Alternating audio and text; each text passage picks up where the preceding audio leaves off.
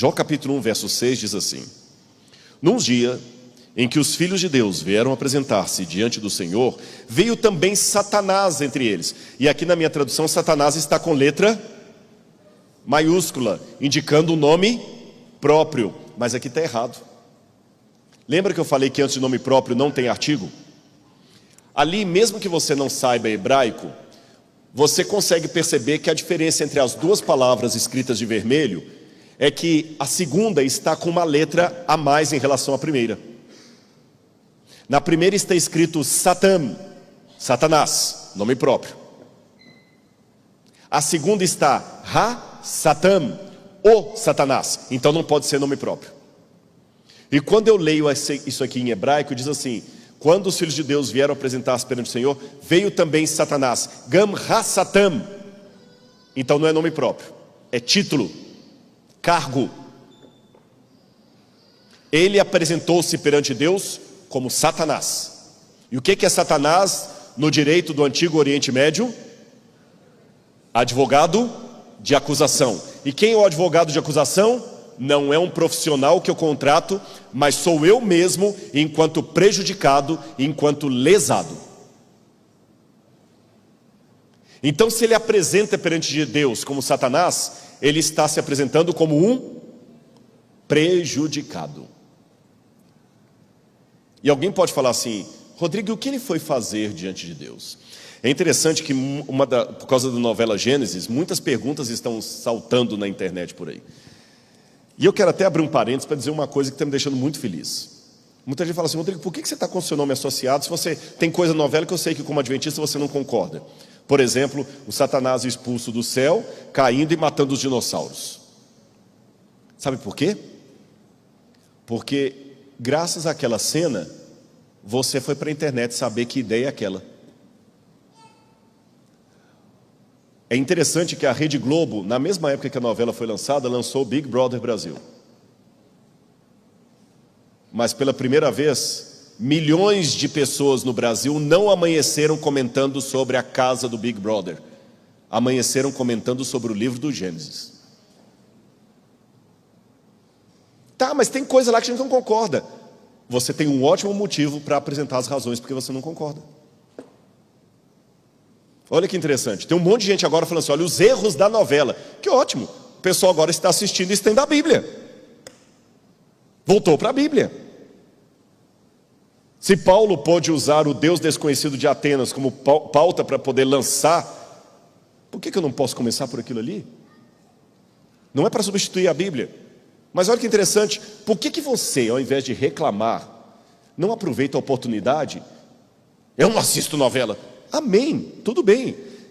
Mas já que a sua vizinha assiste, por que você não aproveita a novela que você não assiste e usa isso como argumento para oferecer o estudo bíblico para a sua vizinha que assiste? Não, menina, você está assistindo aquela novela? Não, não assisto novela. Eu acho uma coisa esquisita, o diabo caindo do céu, destruindo os dinossauros. Ah, é? Você achou estranho? Você não gostaria que eu fosse à sua casa dar um estudo bíblico sobre o Gênesis e te mostrar como é que foi a queda de Lúcifer? Ah, eu gostaria. Pronto. Valeu, ó. Quantas vezes na colportagem a gente aproveita uma situação para fazer uma ponte? Jesus não começou o evangelismo com a mulher samaritana dizendo que ele era o Messias. Ele começou pedindo água. Depois ele falou da vida dela, mandou que ela trouxesse o marido e fosse aqui. Só depois que ele se revelou como Messias. A gente não começa um estudo bíblico pelas doutrinas. Você começa pela amizade, pelos pontos comuns. Paulo não começou falando de Deus em Atenas, ele começou falando do Deus desconhecido. Aproveita.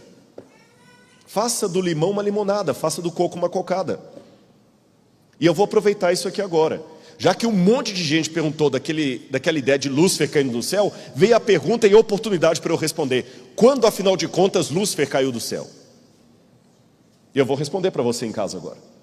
Na verdade, eu já gravei um vídeo sobre isso, mas se você quiser ver de novo, eu vou falar aqui. Uma notinha rápida de rodapé. Não vai atrasar muito o sermão, não.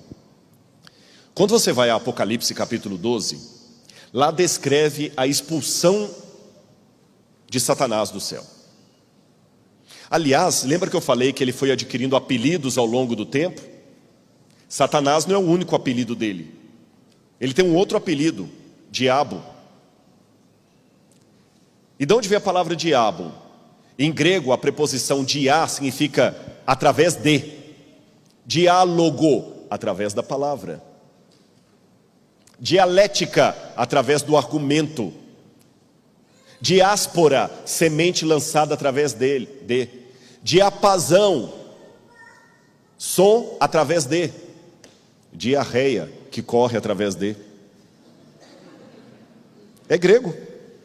Está vendo como é que é fácil aprender grego? Então, porque foi meu aluno no seminário, eu sempre falava, vocês têm que usar grego no púlpito. E balos significa lançamento. Tanto é que quando você atira com um revólver, você atira uma bala. Quando você vai fazer um teste da balística, balo lançado através de. Balo lançado, lançado através de. Diabalus, aquele que foi lançado através de. Então ele foi lançado do céu na terra. Jesus falou que ele foi lançado como um raio. Lucas capítulo 10. Mas vamos voltar a Apocalipse 12. Apocalipse fala que houve peleja no céu. Miguel e seus anjos pelejaram contra o dragão. Também pelejaram o dragão e seus anjos, todavia não prevaleceram, nem mais se achou lugar deles no céu. E foi expulso o dragão, a antiga serpente, que se chama Diabo e Satanás. Você já sabe por que ele tem esses dois apelidos. Satanás porque ele é o reclamador, e Diabo porque ele foi lançado através de. Foi lançado para a terra com seus anjos. Mas espera um pouquinho. Olha o que diz o Apocalipse. Foi expulso a antiga serpente que se chama Diabo e Satanás. Raciocina comigo. Para o Apocalipse falar que foi expulsa a antiga serpente, é que essa expulsão tem que ter acontecido em algum momento depois da queda de Adão e Eva. Concordam comigo? Porque se ele já é expulso com o nome de antiga serpente, é porque ele já tinha atuado através da serpente. Além disso, o Apocalipse fala que essa expulsão do diabo do céu aconteceu numa época posterior à ascensão do Messias, porque a mulher dá à luz ao menino, ao Cristo, e esse menino ele sobe até o céu, e aí que Satanás é expulso do céu. Então, pela cronologia aqui, essa expulsão de Apocalipse capítulo 12 tem que acontecer depois da ressurreição e ascensão de Jesus. Tudo bem até aí? Mas aí eu tenho um problema. Porque em Lucas capítulo 10, Jesus, antes de morrer e ressuscitar, declarou: eu via Satanás caindo do céu como um relâmpago, ou como um raio. E de fato, o livro História da Redenção mostra que ele já perdeu o lugar dele no céu lá no início da rebelião dele. Como é que eu resolvo isso? Jó me dá a resposta. Porque entre essa expulsão original dele do céu, antes da criação de Adão e Eva, ele já foi expulso do céu. Antes dessa expulsão dele do céu, e essa segunda expulsão dele depois da ressurreição de Jesus, tem o livro de Jó, que fala que os filhos de Deus foram comparecer perante o Senhor, e veio também Satanás entre eles. Essa expressão no hebraico, veio também Satanás, Gam Ha-Satan, é uma expressão irônica. É como se dissesse assim: veio alguém que não teria direito de estar ali, que não era para estar ali. É como se falasse o seguinte: foi todo mundo lá em casa, fulano, beltrano, ciclano, e também a fulana de tal. Quando eu falo isso, você sabe que aquela não era para estar ali. Então por que ele foi comparecer perante Deus se ele foi expulso do céu? O diálogo dele com Satanás, o diálogo de Deus com Satanás me responde. Deus pergunta para ele: de onde vens? Miaitavô, que é um trocadilho em Jó, que significa: o que você está fazendo aqui? E olha a resposta irônica de Satanás. Volte a Bíblia comigo, Jó capítulo 1, versículo 7. Então o Senhor perguntou a Satanás: de onde vens? Que eu já expliquei, o que você está fazendo aqui?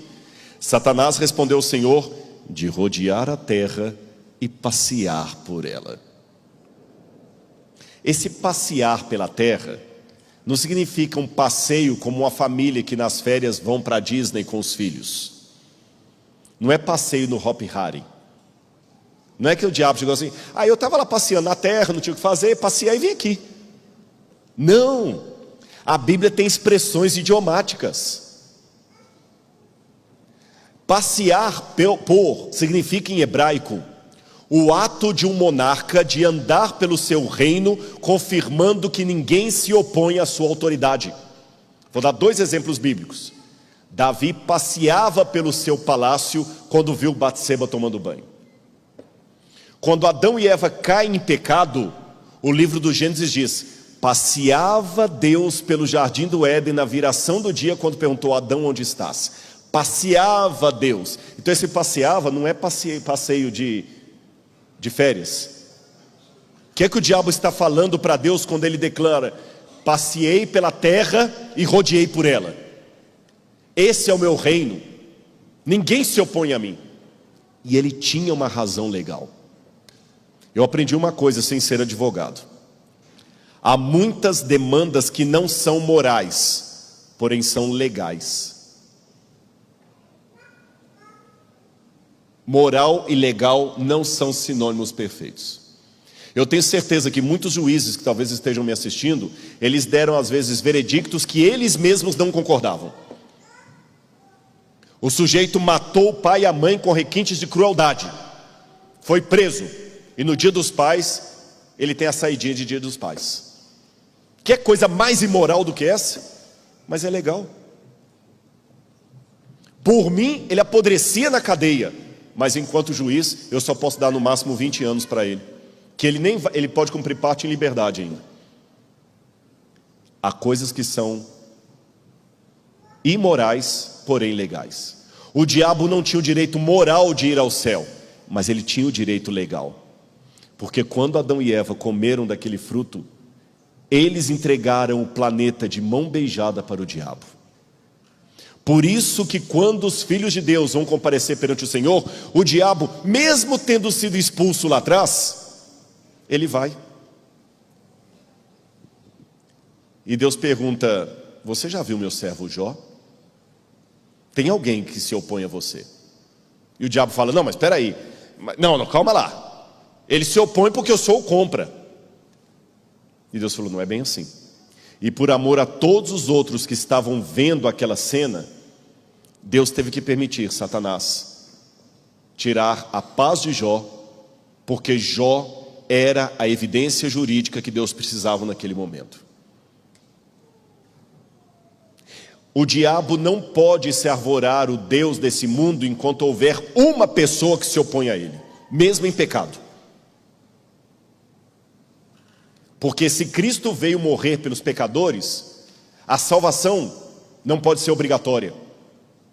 Então, enquanto houver um nesse mundo, apenas um, desejando a salvação, o diabo não pode declarar o seu triunfo. Por isso que durante a história, ele sempre tenta acabar com o remanescente fiel.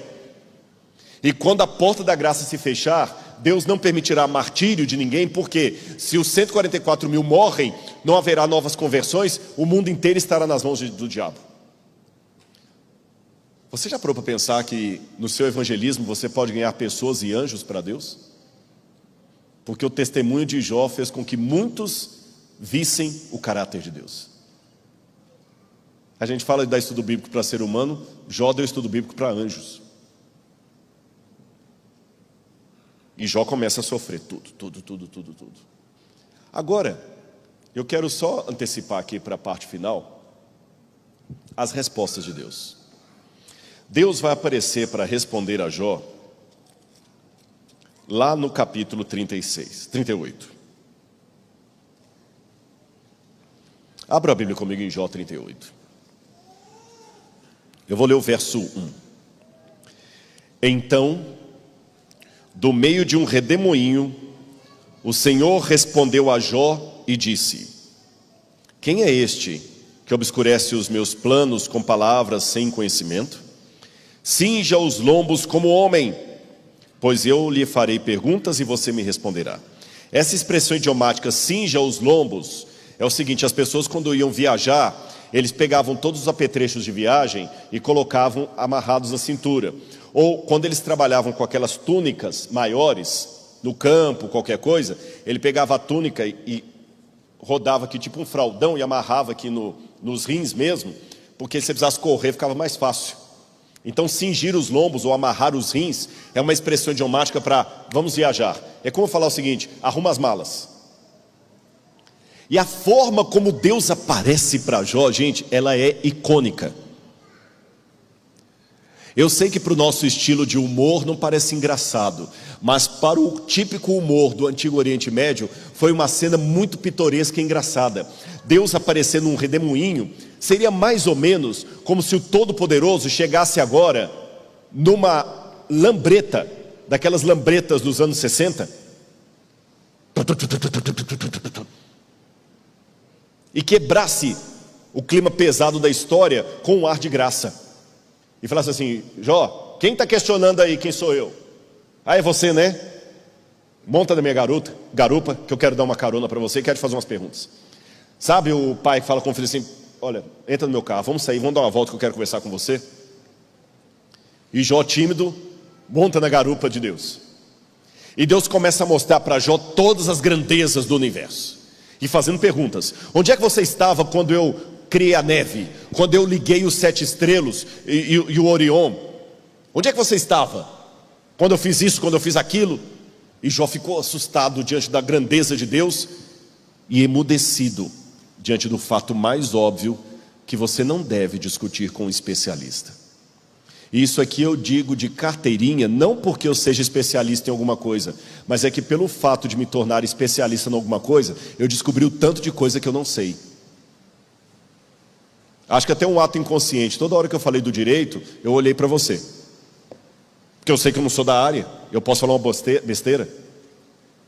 Por isso que eu não gosto de falar de tudo na internet, porque Jesus era o caminho, a verdade e a vida, e nem por isso ele deu palpite em tudo. Mas tem pessoas hoje que querem ser especialistas em tudo: economia, política, religião, tudo. Ele sabe de tudo. Tem o conhecimento vasto como o oceano e profundo como um pires. E uma característica do especialista é que ele faz coisas que você não entende. Pastor não entende construção, e toda vez que o pastor quis meter o bedelho para construir de um jeito diferente do que o irmão pedreiro estava notificando, depois teve que ir lá porque a igreja estava caindo. Ele fez teologia, ele não é pedreiro. Fique na sua área. Então, como se Deus falasse: Jó, você está querendo discutir comigo? É porque hoje todo mundo é especialista em tudo com o Google, né? Todo mundo é especialista em vacina, todo mundo tem uma opinião qual que é a melhor, qual que não é melhor, que se deve tomar, se não deve tomar. E o que você é formado? Em letras. Todo mundo tem opinião de tudo. Deus: Jó, pare de ter opinião, você não sabe. Aí depois dessa volta, Deus chega com Jó no mesmo ponto onde ele parou. Aí Deus desce da lambreta, Jó desce da lambreta, e Jó já vai saindo cabisbaixo. E Deus fala, capítulo 40, verso 1: o Senhor disse mais a Jó: será que alguém usa de censuras, pode discutir com o Todo-Poderoso? Que responda isso àquele que critica Deus. Imagina a cena: Jó desceu da lambreta de Deus, cabisbaixo, o corpo fala, dizia Pierre Weil, e Jó ali triste, né, acabrunhado, e Deus: então, vai discutir comigo? E Jó foi sendo fininho, calado. Então Jó respondeu ao Senhor e disse: sou indigno, que responderia eu? Põe a minha mão sobre a boca, uma vez falei e não direi mais nada. Mais nada. E Deus falou assim: está satisfeito, Jó? Estou, sim, Senhor. Respondi a todas as suas perguntas? Sim, Senhor. Tem certeza? Tem, sim, Senhor. Não vou falar mais nada, não. Eu respondi a tudo? Você entendeu agora o plano cósmico, que eu sei mais do que você? Mas espera aí, eu não respondi por que eu meti você nessa história. Uma coisa é saber o grande conflito de maneira cósmica, outra coisa é a minha biografia. Uma coisa é ver dados sobre o Covid na televisão, outra coisa é estar com um parente que eu amo entubado. A notícia tem outro sabor. Uma coisa é saber que o World Trade Center caiu em setembro nos Estados Unidos. Outra coisa é ter minha filha trabalhando num andar que foi atingido pelos aviões. Jó, monta aí na carona. Eu quero dar outra volta com você. Senhor, mas não precisa não. Entra. E Jó monta de novo na garupa de Deus. Só que dessa vez, Deus não mostra as grandezas da natureza para Jó. Sabe o que Deus mostra? 2 paquidermes, que em hebraico são chamados de Leviatã, a serpente, o dragão do mar, e Behemoth, que seria um monstro da terra. É ruim que algumas traduções verteram esses nomes hebraicos de Leviatã por crocodilo e Behemoth por hipopótamo, mas eu não gosto dessas traduções. Eu prefiro deixar Leviatã e Behemoth, que são 2 típicos animais que não tem na fauna. São animais monstruosos, mitológicos. Esses animais são o exemplo, o símbolo máximo do mal. Na cultura ugarítica, nós já temos a ideia do deus El destruindo o dragão de 7 cabeças, cortando uma de suas cabeças, está vendo lá? No Apocalipse também fala do dragão, que é a antiga serpente. E geralmente o livro de Jó fala de 2 animais, um marítimo, outro terrestre, um do mar, outro da terra. No Apocalipse também você tem 2 bestas, em Apocalipse 13, uma besta que surge do mar e uma besta que surge da terra. 2 monstros caóticos representando a totalidade do mal.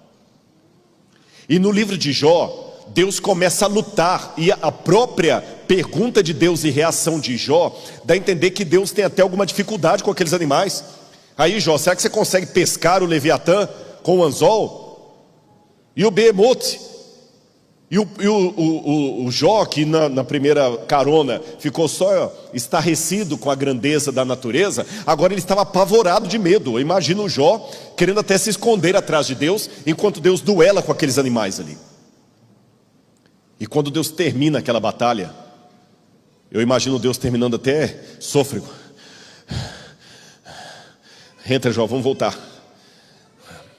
E Deus está cansado. E Deus pergunta, você entendeu agora, Jó?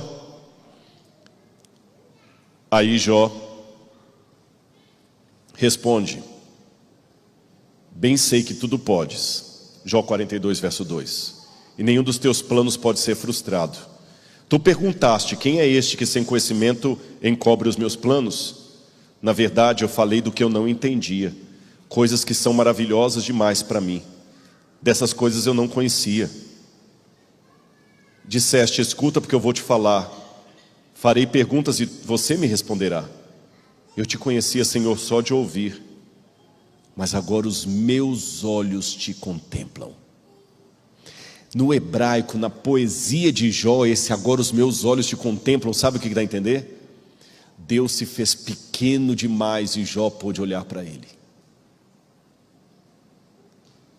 Lá nos lamentos de Jó, ele dizia, você não é homem para partilhar das canseiras dos mortais. E Deus, ao duelar com aqueles animais, duelou como homem. Ele falou, Jó, isso aqui é para você entender, que eu participarei da canseira dos mortais, porque eu me farei carne para morrer no seu lugar, para que o seu sofrimento não seja eterno.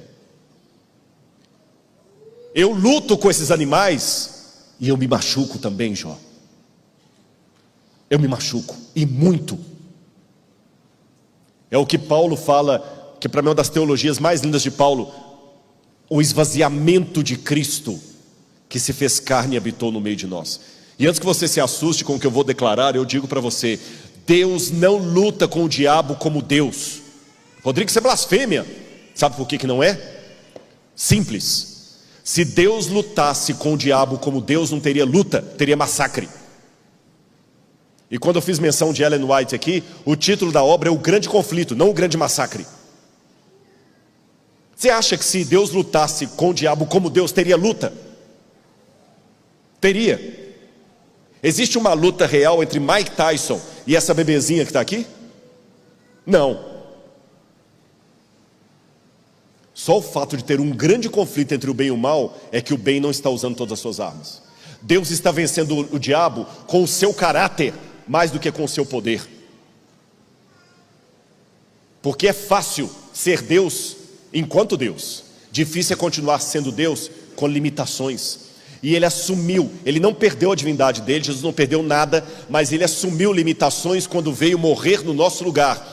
E o preço para devolver a terra para Adão, Eva, Jó e nós, tinha que ser o sacrifício do Cordeiro. E é por isso que ele volta para o céu e pode expulsar o diabo dali. Porque Cristo recupera juridicamente a terra que nossos pais perderam. E essa guerra de Deus com os dois animais fará Deus ficar machucado para sempre.